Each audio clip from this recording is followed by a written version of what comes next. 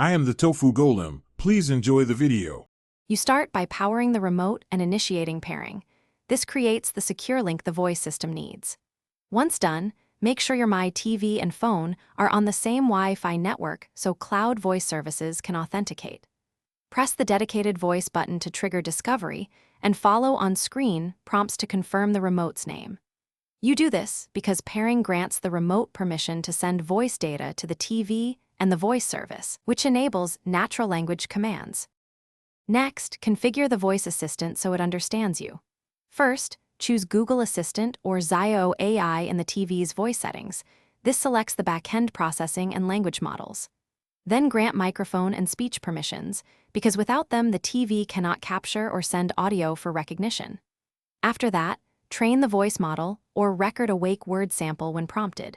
Doing so improves recognition accuracy, reduces false triggers, and helps the system adapt to your accent and typical phrasing.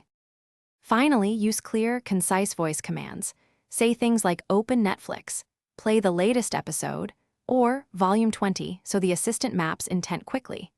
If responses are inaccurate, run the microphone diagnostic in settings to check levels, reboot the TV, and repair the remote.